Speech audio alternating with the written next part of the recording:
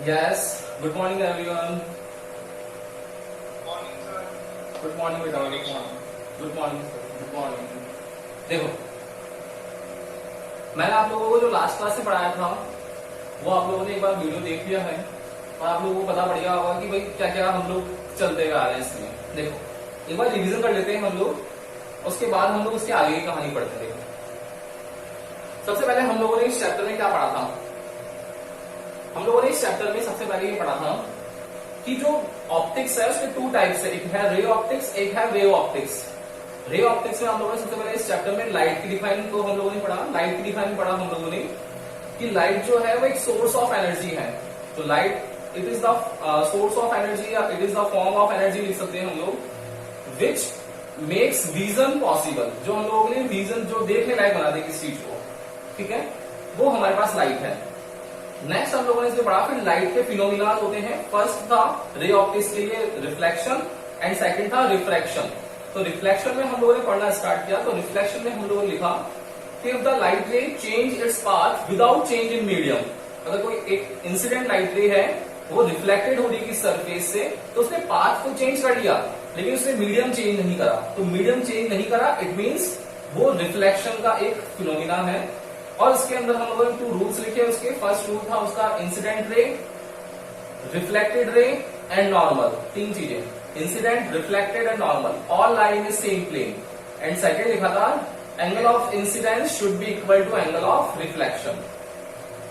Then हम लोगों ने इसके बाद में स्फेरिकल मिरर के बारे में पढ़ा। स्फेरिकल मिरर जो थे वो 2 टाइप्स के थे, कॉनकेव एंड कॉन्वेक्स। उनकी डिफाइंस को हम लोग उनकी जो सरफेस को पॉलिश करते हैं उस अकॉर्डिंग हम लोग उनकी डिफाइंस को लिख देंगे। फिर हम लोगों ने इसके बाद में स्फेरिकल मिरर के बाद में हम लोगों ने पढ़ा था आप लोगों के पास टर्मिनोलॉजी कि पोल क्या होता है, सेंटर ऑफ कर्वेचर क्या है, प्रिंसिपल एक्सिस क्या है, रेडियस ऑफ कर्वेचर, ये सब आप लोगों ने 10th क्लास में पढ़ रखे हैं। तो आप लोगों को यहाँ पर कोई दिक्कत नहीं आएगी इनमें। जो नेक्स्ट चीज थी इसकी वो थी मेन कि आप लोगों को रिलेशंस पता है कि radius of curvature and focal length में डिफरेंस क्या होता है या रिलेशन क्या होता है R = 2f का, लेकिन प्रूव कैसे करें वो नहीं पता था। वो हम लोगों ने प्रूव किया for concave and convex mirror. Second चीज हम लोगों ने प्रूव की थी 1/f = 1/v + 1/u mirror equation for the concave and convex mirror. And then हम लोगों ने लास्ट में मैग्निफिकेशन पढ़ा था। एंड मैग्निफिकेशन में हम लोगों ने पढ़ा था कि m = h'/h होता है, रेशियो होता है image height to the object height, और उसी का फिर हम लोग डेरिवेशन करते हैं तो लास्ट में आता है -v/u। ये हम लोग उसमें पढ़ चुके थे। फिर उसके बाद रिफ्रैक्शन पढ़ा हम लोगों ने। रिफ्रैक्शन सेकंड टॉपिक हमारा स्टार्ट करता था। रिफ्रैक्शन में था कि लाइट रे जो है, इफ द इंसिडेंट लाइट रे change its path with change in medium, वहां था विदाउट चेंज इन मीडियम, यहाँ है विद चेंज इन मीडियम, मतलब मीडियम भी चेंज हो जाएगा। तो मीडियम चेंज होगा तो क्या इफेक्ट आएंगे? हम लोगों ने देखा कि रेयर टू डेंस में जाएगा तो towards the normal, and dense to rare में जाएगा तो away from the normal. And 2 उसके रूल लिखे थे अगेन। फर्स्ट रूल तो सेम ही है, इंसिडेंट रे रिफ्रैक्टेड रे, वहां पर रिफ्लेक्टेड है, यहाँ वर्ड नोटिस करना रिफ्रैक्टेड है। तो refracted ray and normal all lie in a same plane. And second था यहाँ स्नेल्स लॉ कि sine angle of incidence and sine angle of refraction, उन दोनों का जो रेशियो है कांस्टेंट होगा। कांस्टेंट जो होगा वो एक फिजिकल क्वांटिटी रिफ्रैक्टिव इंडेक्स के इक्वल होगा। ये हम लोग पढ़ चुके हैं। अब आप लोगों से जनरली 1 मार्क्स के अंदर क्वेश्चन आ जाता है एग्जाम में, what is the define of refractive index.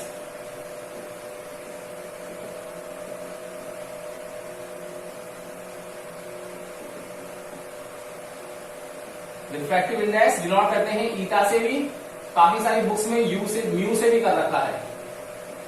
Yes, तो फर्स्ट क्वेश्चन है आप लोगों का, what is the define of refractive index. कैसे बताओगे रिफ्रैक्टिव इंडेक्स? मैक्सिमम स्टूडेंट्स क्या करते हैं रिफ्रैक्टिव इंडेक्स के लिए, जो आप लोग भी मिस्टेक करते हो, 10th क्लास में भी क्या करते थे कि रिफ्रैक्टिव इंडेक्स की डिफाइन पूछी है और बच्चा लिख करके आता है स्नेल्स लॉ। अरे लॉ और डिफाइन में फर्क समझते नहीं समझते हो भाई? बेसिक डिफाइन है, आप लोग वर्ड्स का मतलब ही नहीं समझोगे तो कैसे फिजिक्स को समझ पाओगे? सारा खेल वर्ड्स का चल रहा है साइंस में। तो ये स्नेल्स लॉ है और पूछी डिफाइन है। हम लोग स्नेल्स लॉ जो है साइन आई और साइन आर का रेशियो नहीं लिख सकते हैं। ये सर साइन आई और साइन आर का रेशियो रिफ्रैक्टिव इंडेक्स है। रेशियो कभी भी डिफाइन थोड़ी डिसाइड करेगा, हम लोग ये नहीं लिख पाएंगे स्नेल्स लॉ की। तो डिफाइन क्या लिखेंगे हम लोग, तो अब इसकी डिफाइन आएगी नेक्स्ट। तो it is defined as the ratio of speed of light in vacuum to the speed of light in medium.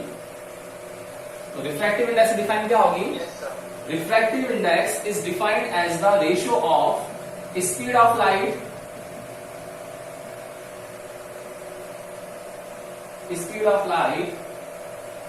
in vacuum to the speed of light in medium।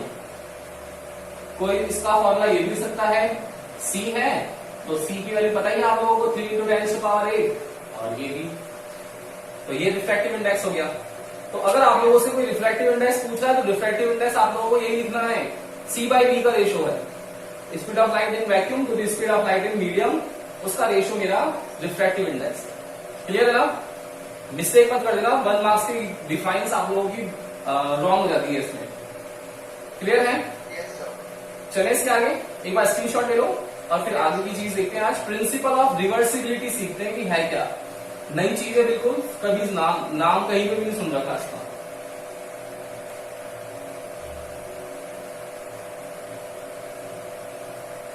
Yes taken, हाँ बोलो क्या,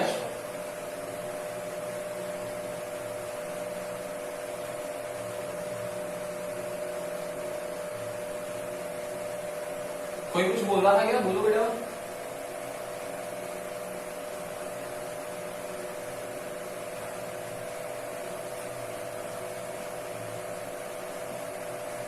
नहीं, कोई भी नहीं doubt, देखो तो देखो। नेक्स्ट है आप लोगों के पास में यहां कि हम लोग रिफ्रैक्टिव इंडेक्स लिखे कैसे। तो फॉर एग्जांपल आप लोगों के पास में हम लोगों ने 2 मीडियम ड्रॉ कर लिए, ये आप लोगों के पास में रिफ्रैक्टिव इंडेक्स के बारे में पढ़ रहे हैं कि रेशियो कैसे लिखें। देखना टॉपिक रिफ्रैक्टिव इंडेक्स चल रहा है, ये हेडिंग जो है वो उस क्वेश्चन की हेडिंग ही है, रिफ्रैक्टिव इंडेक्स की सबसे पहले डिफाइन और रिफ्रैक्टिव इंडेक्स के बारे में नॉलेज, कैसे इसको डिनोट करेंगे, कैसे क्या लिखेंगे। देखो मैं बोल रहा हूं आप लोगों के पास में ये मीडियम फर्स्ट है, ये मीडियम सेकंड है, मेरा मीडियम फर्स्ट है रेयर, मीडियम सेकंड है डेंस, ठीक है। अब यहां से कोई लाइट आ रही है, इंसिडेंट लाइट, तो आप लोगों को पता है कि at the point of incidence यहां से रिफ्रैक्शन होगा, और रिफ्रैक्शन जो होगा वो इस मीडियम के नेचर पे डिपेंड करेगा कि टूवर्ड्स ही होगा या अवे शिफ्ट होगा, यही होगा। तो हम लोगों ने देखा कि डेंस है, डेंस पे पार्टिकल्स बहुत ज्यादा है, इट मींस जो लाइट रे है वो स्ट्रेट जाने की बजाय शिफ्ट हो जाएगी टूवर्ड्स दी नॉर्मल, ये तो होगा। तो हम लोग एंगल मेजर करेंगे, तो एंगल नॉर्मल से मेजर करेंगे, तो ये एंगल ऑफ इंसिडेंस है, ये मेरा एंगल ऑफ रिफ्रैक्शन है आर, क्लियर है। और इस साइन आई और साइन आर का रेशियो जो होगा वो रिफ्रैक्टिव इंडेक्स होगा। अब देखना, let us consider the refractive index for medium 1 is η1 and medium 2 is η2। Now जहां पर भी लाइट है ऑलवेज उसी का रिफ्रैक्टिव इंडेक्स लिखते हैं, याद रखेंगे स्टार मार्क में इसको, कि जहां पर भी लाइट आप लोगों की पहुंच गई है उसी जगह का रिफ्रैक्टिव इंडेक्स लिखना पड़ता है।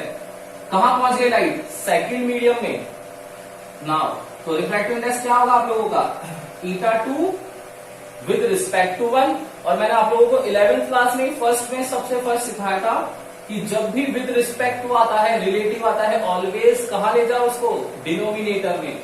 इट मींस ईटा जो है रिफ्रैक्टिव इंडेक्स इसका लिख रहे हैं सेकंड का, किसके रिलेटिवली, फर्स्ट के रिलेटिवली, तो लिख दिया फर्स्ट। तो इसको क्या लिखेंगे हम लोग, refractive index of medium second with respect to medium first. तो कैसे डिनोट करेंगे, η21 का फॉर्मूला क्या होगा, विद रिस्पेक्ट टू को डिफरेंशिएशन करते थे, differentiation of y with respect to x। मैंने शुरू में सिखाया था स्टैंडर्ड क्वांटिटी ऑलवेज नीचे आएगी रिलेटिवली, ये रिलेटिवली है मीडियम 1 की, तो फॉर्मूला हो जाएगा आप लोगों के पास η2 ओवर η1। बोलो कोई दिक्कत है किसी को इसमें, है क्या, नहीं है ना। तो refractive index of medium second with respect to medium first. इसी को एग्जांपल को अब आप लोगों के पास में मीडियम 1 और मीडियम 2 को हटा करके वो कर देगा एयर, ग्लास, वाटर, डायमंड, अलग तरीके से। लेट्स सपोज मैंने आप लोगों के पास में यहाँ पर दो डिफरेंट मीडियम बना दिए, अलग अलग मीडियम बना दिए। एक मीडियम मैंने यहाँ ले लिया, मीडियम फर्स्ट मेरा ये था, मेरा लेट्स सपोज एयर है, क्लियर। नेक्स्ट सेकंड मीडियम बना दिया मेरा मैंने, वो वाटर है। एंड थर्ड मीडियम जो है मेरा वो मैंने कर दिया यहाँ पर, कुछ भी ले लो, डायमंड ले लिया मैंने, लेट्स सपोज डायमंड ले लिया। अब क्या होगा बेटा, देखो ध्यान से कि यहां से कोई मैंने एयर वाटर एंड डायमंड ले लिया, तो आप लोगों के लिए क्लियर होना चाहिए था कि लाइट जो है एयर टू वाटर में जा रही है, मतलब एयर से ज्यादा डेंस वाटर है एंड वाटर से ज्यादा डेंस डायमंड है, तो ये रेयर टू डेंस हो गया। सेम इसके लिए ये रेयर बन जाएगा और रेयर टू डेंस हो जाएगा। बोलो आया नहीं आया समझ में, यस और नो, यस और नो, क्लियर है ना कि भाई डायमंड के लिए वाटर जो है वो रेयर मीडियम बन जाएगा। अब ऐसा नहीं बोलना है कि सर वाटर तो मेरा डेंस मीडियम होता है, ये भी डेंस है, दो डेंस कैसे आ गए, दो डेंस आ जाएंगे तो आप लोगों को चूज करना पड़ेगा लेस, जो डेंसर मीडियम है वो कम कौन सा है, कम जो डेंसर मीडियम होगा वो रेयर होगा मेरा, देखना। तो एयर टू वाटर अब क्या होने वाला है, शिफ्ट हो जाएगा टूवर्ड्स दी नॉर्मल, हो गया। नेक्स्ट मैं क्या करूंगा अगेन, फिर यहां पर एक नॉर्मल ड्रॉ कर लूंगा और फिर लाइट शिफ्ट हो जाएगी। बताओ होगा नहीं होगा इस तरीके से, तो मेरा रिफ्लेक्शन हो गया। अब मुझे यहाँ का रिफ्रैक्टिव इंडेक्स लिखना है, तो देखो क्या लिखेंगे बताओ, refractive index of water, water में है हम लोग अभी, वाटर कहां से आई light, with respect to air, तो क्या आएगा refractive index of water with respect to air, ये रहा। अब लाइट यहां पहुंच गई, तो लाइट कहां से पहुंची है, कहां से पहुंची, वाटर से, कहां पहुंच गई डायमंड में, तो डायमंड टू वाटर, क्लियर है। तो ये क्या हो जाएगा, refractive index of diamond to the refractive index of water. बोलो आया ना समझ में, लिखना सबको आ गया, लिख लोगे। नीचे वाला जो है उसको हमेशा विद रिस्पेक्ट टू वाला होगा आप लोगों का, जहां से लाइट आ रही है, और रिफ्रैक्टिव इंडेक्स उसी का लिखते हैं जहां लाइट अवेलेबल है। छोटी सी चीज है लेकिन बहुत माइन्यूट सी मिस्टेक सब दिन एग्जाम में करते हैं, क्वेश्चन आप लोगों का रॉन्ग हो जाता है ऊपर नीचे लिखने में वैल्यूज। यस, इसका एक स्क्रीनशॉट ले लो। और नेक्स्ट हम लोग इसके रिलेशंस देखते हैं कि वेलोसिटी डिपेंडेंसी क्या होती है, कैसे क्या डिपेंड करता है।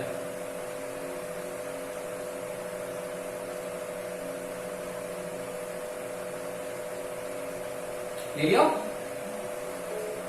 नेक्स्ट है इसके अंदर रिलेशंस,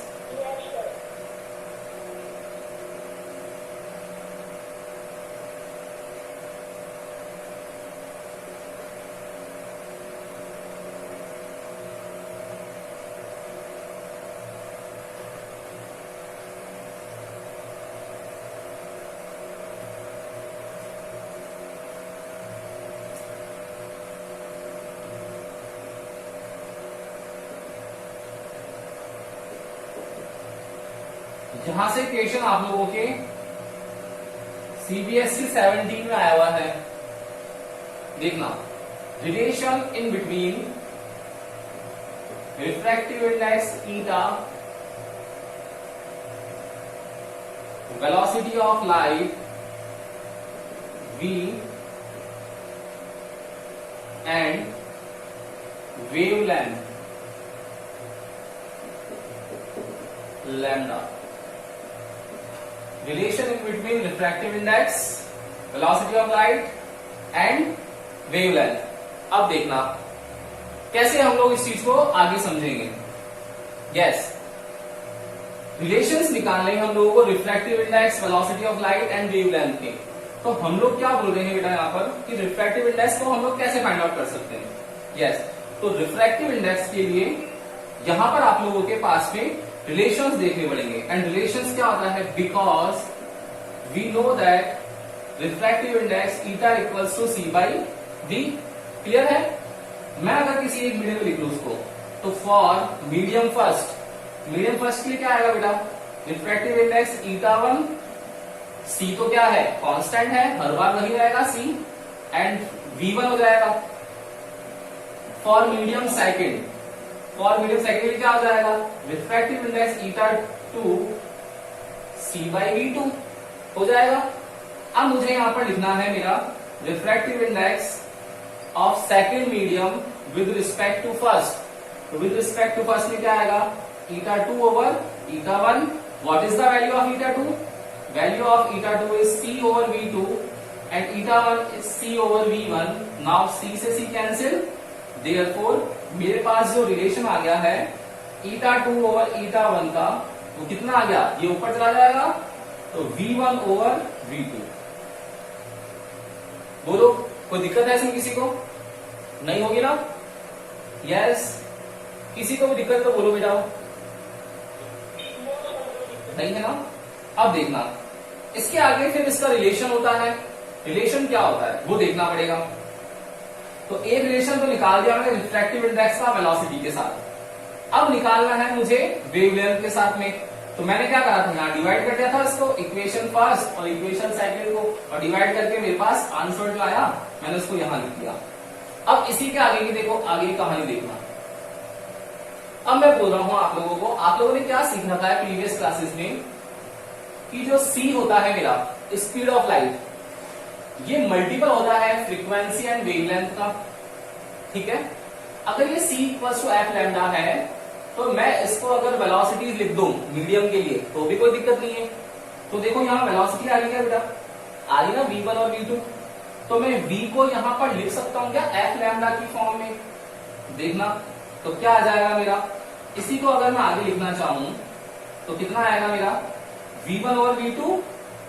इसके बाद हम लोग लिख रहे हैं v1 को लिख सकते हैं हम लोग क्या, f lambda 1 over f lambda 2। आप लोगों के दिमाग में चलेगा कि सर आपने फ्रीक्वेंसी को तो 1 और 2 में किया ही नहीं, वेवलेंथ को कर दिया।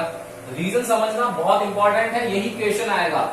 ये जो लिखा ना यही क्वेश्चन सीबीएसई में आया हुआ था। क्या है वो देखो, यहां पर एक लेट सपोज सन है, तो सन से जो लाइट आ रही है इंसिडेंट रे, वो क्या हो रहा है, यहां से रिफ्लेक्ट होकर किसी और साइक्लिक मीडियम में जा रही है, यही हो रहा है। तो यहां पर तो क्या है, ये रेयर मीडियम है मेरा, यहां पे क्या है बेटा, ये डेंस मीडियम है। तो जब रेयर टू डेंस में ट्रेवल करेगा तो हम लोग डेंस का रिफ्रैक्टिव इंडेक्स लिखेंगे, पहली चीज। दूसरी चीज, यहां पर क्या हो रहा है, रेयर में लाइट आएगी और डेंस में क्या होगा, शिफ्ट हो जाएगी टूवर्ड्स दी नॉर्मल। तो वेवलेंथ यहां की और यहां की डिफरेंट होगी, लैम्डा 1 यहां की क्या होगी लैम्डा 2। क्यों? क्योंकि यहां तो टूवर्ड्स दी नॉर्मल शिफ्ट होगी, तो उसको पाथ जो होगा वो कम ट्रेवल करना पड़ेगा। सोचो, एक तो ये वाला पाथ क्लियर कर रहा है, कोई एक दूर से क्लियर कर रहा है, तो उसको ज्यादा डिस्टेंस कवर करनी पड़ेगी, और कोई शॉर्टकट से निकल गया, शिफ्ट हो गया, मतलब वेवलेंथ डिफरेंट हो गई। लेकिन फ्रीक्वेंसी जो होती है वो फ्रीक्वेंसी ऑलवेज सोर्स की होती है। फ्रीक्वेंसी किसकी होती है, सोर्स की। वेवलेंथ क्या होती है, वेव कितना लेंथ ट्रेवल कर रही है, तो इसकी लेंथ हो गई वेव की, तो ये तो डिपेंड करेगी, तो लैम्डा 1 लैम्डा 2 होगा। लेकिन फ्रीक्वेंसी जो है वो किसकी है, सोर्स की है। सोर्स मतलब सन की है। तो ऐसा थोड़ी ना है कि यहां से सन दिख रहा है और इस अगर यहां पर ग्लास लगा दिया, मैंने मीडियम चेंज कर दिया तो मेरे को यहां पर ये ट्यूबलाइट दिखने लग गई, ऐसा थोड़ी ना होगा। सन ही है, तो जो रेडिएशन आ रही है, लाइट आ रही है, सन की आ रही है, सन की लाइट का तो रिफ्लेक्शन हो रहा है। इट मीन्स यहां से जो लाइट आ रही है वो यहां पर सन की है, तो यहां भी सन की है। इट मीन्स फ्रीक्वेंसी जो होती है वो सोर्स की होती है। सोर्स चेंज तो फ्रीक्वेंसी चेंज, सोर्स चेंज नहीं हो रहा, फ्रीक्वेंसी चेंज भी नहीं होगी। इट मीन्स यहां पर मेरा जो सन है वो एक सोर्स, यूनिवर्सल सोर्स हो गया, जिसकी फ्रीक्वेंसी कांस्टेंट हो गई। कांस्टेंट है मतलब फ्रीक्वेंसी में चेंज नहीं होगा, बिकॉज फ्रीक्वेंसी जो होती है, फ्रीक्वेंसी डिपेंड करती है, depends only on nature of source. Source पे डिपेंड करता है, ठीक है ना। तो depends only on nature of source. तो यहां पे क्या होगा, अब देखो सेम आ गया फ्रीक्वेंसी, तो कैंसिल आउट हो जाएगा, तो क्या बच जाएगा ओनली लैम्डा 1 ओवर लैम्डा 2। ये आप लोगों का लास्ट फाइनल आंसर होगा, relation on refractive index, velocity and wavelength. Yes, किसी को भी कोई डाउट हो बेटा तो बोल जाओ यहां पर, ठीक है डाउट, किसी को भी डाउट नहीं ना, नहीं है तो चलो अब क्वेश्चन करना है आप लोगों को। स्क्रीनशॉट ले लिया इसका आप लोगों ने, ले लिया स्क्रीनशॉट?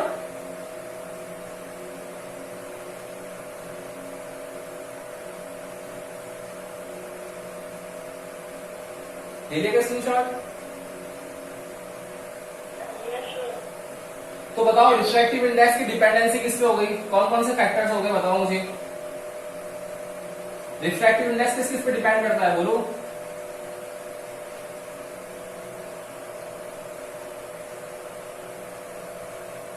बोलो भाई क्या लिखा हुआ है? इससे रिलेशन पता पड़ रहा है आप लोगों को?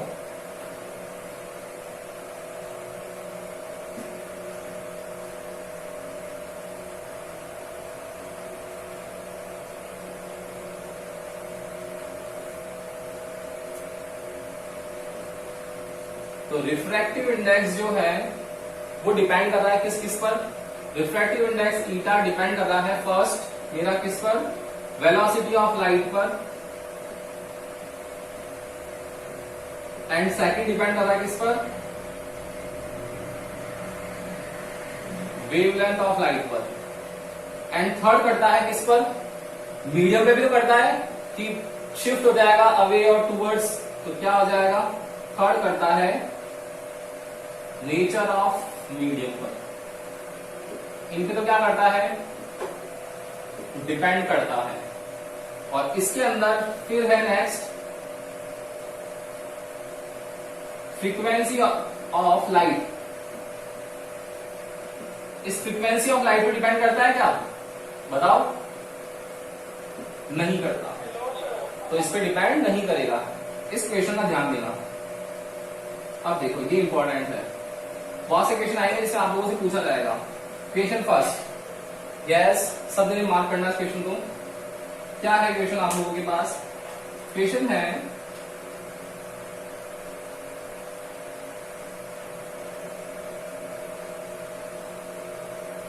a light ray is going from water to air. A light ray is going from water to air where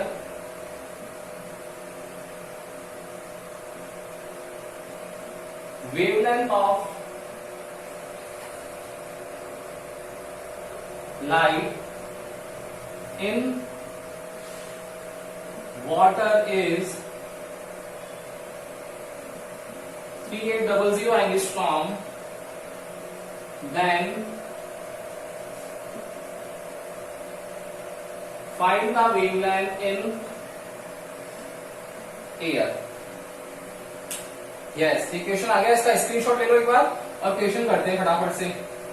जल्दी से ले लो स्क्रीनशॉट इसका।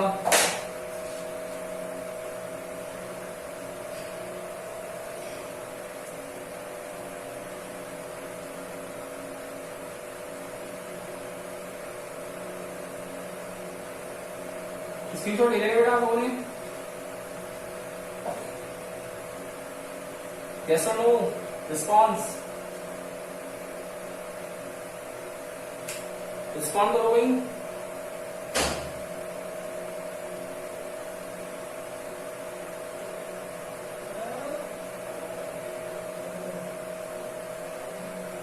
आया समझ में? आया? क्वेश्चन आएगा, a light ray is going from water to air where wavelength of light in water is 3800 angstrom, then find the wavelength in air. कैसे करेंगे इस क्वेश्चन को? देखना, हम लोगों को वेवलेंथ फाइंड करनी है कहां पर? एयर में। अब कैसे फाइंड करेंगे देखना, आप लोगों को दे दिया कि कहां से आ रहा है? From water to air. तो लेट्स सपोज ये मेरा वाटर है, ये एयर है, तो लाइट मेरी ट्रेवल कर रही है from the water to air. तो रिफ्रैक्टिव इंडेक्स किसका लिखूंगा बताओ? मैं एयर में लिखूंगा। तो refractive index of air with respect to water eta A W. तो क्या आ जाएगा मेरा? Eta A over eta water. Clear? Now अब मेरा रिलेशन क्या होता है? तो हम लोगों ने अभी भी पढ़ा था कि eta two over eta one equals to lambda one over lambda two होता है। इट मीन्स ये ईटा ए ओवर ईटा डब्ल्यू है, तो मेरा यहाँ पर lambda water over lambda air होगा। इस रिलेशन से मुझे यहाँ पर फाइंड करना पड़ेगा। देखो मैंने यूज कर लिया उसका। अब मेरे पास वैल्यूज पता होनी चाहिए। ये वैल्यूज स्टैंडर्ड होती है, ध्यान रखनी है आप लोगों को। किस किस की? आप लोगों को याद रखनी है refractive index of air. Refractive index of air होता है मेरा 1, रिफ्रैक्टिव इंडेक्स ऑफ वाटर होता है 4/3 या 1.33 लिखते हैं, and refractive index of diamond होता है मेरा मैक्सिमम 2.42। ये मैक्स वैल्यू है इसकी, इससे ज्यादा नहीं होता है, 2.42 ज्यादा नहीं होगा। देखो तो क्या होगा, वैल्यूज लिखो फटाफट से। ईटा एयर 1 4/3, तो इसको 3/4 कर दे। लैम्डा किसका दे रखा है, wavelength of light in water, water दे रखा है, मतलब 3800 एंगस्ट्रॉम है, 10⁻⁻10 एंड एयर फाइंड करना है। क्रॉस मल्टीप्लाई कर लो, आंसर आ जाएगा आप लोगों के पास में। तो लैम्डा एयर कितना आ जाएगा, मल्टीप्लाई करो, डिवाइडेड बाई 3। आप लोगों का जो भी आंसर आए इसको कन्वर्ट करके एंगस्ट्रॉम में लिख देना, यही आप लोगों का आंसर हो जाएगा। बोलो कर लोगे ना, इजी है ना चीजें। तो वही चीज है, आप लोगों को समझ में आना चाहिए कि चल क्या रहा है। तो रिफ्रैक्टिव इंडेक्स हो रहा है, डिफाइन पूछेंगे सबसे पहले, तो डिफाइन आप लोगों को स्क्लेरिस लॉ नहीं लिखनी है, C/V का रेशियो लिखना है फर्स्ट चीज। अब C/V के रेशियो के बाद में बेटा आप लोगों को क्या करना है, सेकंड चीज कि C/V का रेशियो लिख करके रिफ्रैक्टिव इंडेक्स की डिपेंडेंस देखो किस किस पर डिपेंड करता है। तो देखा हम लोगों ने रिफ्रैक्टिव इंडेक्स 3 फिजिकल फैक्टर्स पर डिपेंड करता है। फैक्टर्स कौन कौन से हैं, एक है वेलोसिटी ऑफ लाइट, एक है वेवलेंथ ऑफ लाइट, एक है नेचर ऑफ मीडियम। किस पे डिपेंड नहीं करता है, डिपेंड किस पे नहीं करता है, फ्रीक्वेंसी पे नहीं करता है। फ्रीक्वेंसी किसकी, सोर्स की, सोर्स की होगी फ्रीक्वेंसी, और सोर्स थोड़ी चेंज होता है। ऐसा थोड़ी ना है कि ट्यूबलाइट आ रही है अभी तो बाद में एक मीडियम के बाद में वो बल्ब में चेंज हो गया, ऐसा कैसे हो सकता है। सोर्स तो सेम रहेगा, फ्रीक्वेंसी सोर्स पे डिपेंड करती है, और रिफ्रैक्टिव इंडेक्स मीडियम पे कर रहा है, सोर्स पे डिपेंड तो कर नहीं रहा है। सोर्स पे डिपेंड करेगा नहीं तो फ्रीक्वेंसी पे कैसे डिपेंड करेगा। तो शॉर्टकट में हम लोगों ने इक्वेशन देख लिया और इसके बाद कहानी समझ में आ गई। ठीक है, आगे चले इसके आगे। तो अब है हमारा प्रिंसिपल ऑफ रिवर्सिबिलिटी, जिसके लिए हम लोगों ने ये सब तामझाम किए हैं उस चीज को समझने के लिए।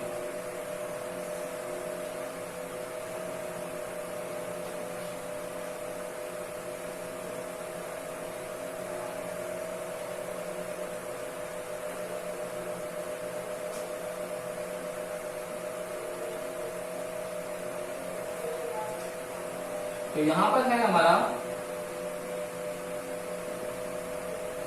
प्रिंसिपल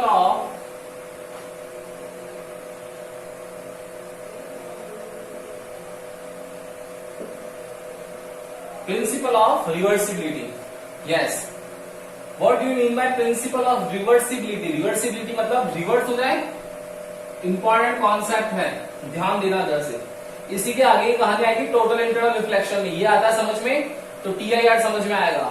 मैक्सिमम टीचर्स TIR ऐसे समझा देते हैं, टोटल इंटरनल रिफ्लेक्शन को समझाने के लिए इसका यूज नहीं करते, जबकि टोटल इंटरनल रिफ्लेक्शन बेस्ड होता है प्रिंसिपल ऑफ रिवर्सिबिलिटी पर।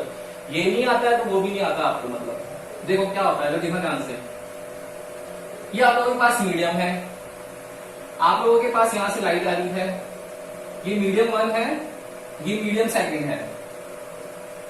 क्या करा हम लोगों ने, यहां पर एक नॉर्मल ड्रॉ कर लिया। नॉर्मल ड्रॉ करके लेट सपोज ये लाइट जो है इस मीडियम में चली गई है, इस मीडियम में चली गई, ठीक है। तो मीडियम 1 एंड मीडियम 2।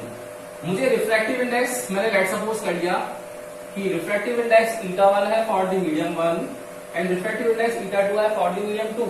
नाउ क्या होगा, when light goes from 1 to 2, then refractive index क्या आएगा, 𝜂21। 𝜂21 कितना आएगा बेटा मेरा, 𝜂2/𝜂1 which is sin I/sin R। कोई दिक्कत है ऐसे किसी को, नहीं है। ये इक्वेशन फर्स्ट। अब देखना मैंने क्या करा, इसमें यहां पर एक मिरर लगा दिया, एक प्लेन मिरर लगा दिया। अब मुझे बताओ कि प्लेन मिरर होगा तो लाइट बेटा वापस यहां से रिफ्लेक्ट होकर के इस प्रोसेस से रिफ्रैक्ट होगी या नहीं होगी, बिल्कुल होगी। तो लाइट वापस इसी पाथ में चली जाएगी, बोलो चली जाएगी ना। तो अब लाइट मेरी कहां रीच हो गई, सेकंड में, फर्स्ट में हो गई, अगेन कहां से गई, सेकंड से गई। तो क्या लिखेगा हम लोग, when this light is reflect from the plane mirror, then refractive index किसका लिखेंगे? Refractive index of first medium, refractive index of first medium with respect to second medium. First medium पहुंच गई लाइट, तो क्या हो जाएगा? 𝜃1 ओवर 𝜃2। नाउ यहां से इंसिडेंस हो गई, तो इस बार ये एंगल क्या हो जाएगा? मेरा इंसिडेंस हो जाएगा, और इंसिडेंस क्या था? R था, तो मेरा क्या हो जाएगा इस बार? Sine R over sine I हो जाएगा। इक्वेशन सेकंड, इक्वेशन फर्स्ट और सेकंड को मल्टीप्लाई कर लो। देयरफॉर फ्रॉम इक्वेशन 1 या equation 1 is multiplied by equation 2, तो क्या आएगा? 𝜃21 multiply by 𝜃12 equals to 𝜃2 over 𝜃1 multiply by 𝜃1 over 𝜃2, या फिर इसको और लिख सकते हैं हम लोग sine I over sine R multiply by sine R over sine I। यही होगा। देखो सब कैंसिल हो जाएंगे, मतलब 𝜃21 मल्टीप्लाई बाय 𝜃12 इक्वल्स टू क्या बच गया? मेरा 1 बच गया। इस 1 को मैं और क्या लिख सकता हूं? 𝜃21 इक्वल्स टू 1 ओवर 𝜃12। ये 𝜃21 इक्वल्स टू 1 ओवर 𝜃12 लिखा है ना, यही रिलेशन TIR में यूज होने वाला है। आगे का कॉन्सेप्ट आएगा टोटल इंटरनल रिफ्लेक्शन का। तो क्या हुआ? देखो 21 12 क्या मतलब हुआ बेटा इसका? 21 और 12 का कि प्रिंसिपल ऑफ रिवर्सिबिलिटी अप्लाई कर दिया कि अगर लाइट जो है किसी एक मीडियम से दूसरे मीडियम में रिफ्रैक्ट होती है, किसी एक मीडियम से दूसरे मीडियम में रिफ्रैक्ट होती है, तो रिफ्रैक्शन जहां से हो रहा है उस लाइट को अगेन हम लोग प्लेन मिरर लगा के वापस भेज दें तो उसी मीडियम में सेम जगह पहुंच जाती है, लेकिन उसका रिफ्रैक्टिव इंडेक्स जो है वो रिवर्ट हो जाता है, रिवर्स हो जाता है, उसका रेसिप्रोकल आ जाता है। तो 𝜃21 इक्वल्स टू 1 ओवर 𝜃12। ये है प्रिंसिपल ऑफ रिवर्सिबिलिटी कि लाइट कैसे रिवर्स हो जाती है और सेम पाथ पर ट्रेवल करती है। सेम पाथ पर ट्रेवल करने के लिए आप लोगों को जो भी मीडियम उसमें एक मिरर लगाना पड़ेगा। बोलो आया क्या समझ में? ये क्लियर है ना? कोई भी डाउट है, रिलेटेड डाउट, तो पूछ लो बेटा। तो इसका एक स्क्रीनशॉट ले लो प्रिंसिपल ऑफ रिवर्सिबिलिटी का भी। प्रिंसिपल ऑफ रिवर्स ले लिया? यस। तो क्या क्या हम लोगों ने पढ़ लिया आज? आज हम लोगों ने पूरा रिफ्रैक्टिव इंडेक्स के बारे में पढ़ा। देखो पूरा जो हमारी क्लास थी रिफ्रैक्टिव इंडेक्स के बारे में थी। First define, it is defined as the ratio of speed of light in vacuum to the speed of light in medium, C/V is the eta. फिर सेकंड हम लोगों ने पढ़ा, अच्छा C/V है स्पीड ऑफ लाइट, वैक्यूम में भी metre पर सेकंड में होगी, मीडियम में भी मीटर पर सेकंड में होगी, तो यूनिटलेस एंड डायमेंशनलेस होगा ईटा, इसमें कोई डाउट नहीं है। देन इसके बाद में हम लोगों ने फिर इसकी डिपेंडेंसी देखी थी, तो रिलेशन निकाला था हम लोगों ने, तो 𝜃2 over 𝜃1 equals to V1 over V2 equals to λ1 over λ2। वहां फ्रीक्वेंसी पे डिपेंडेंसी नहीं थी।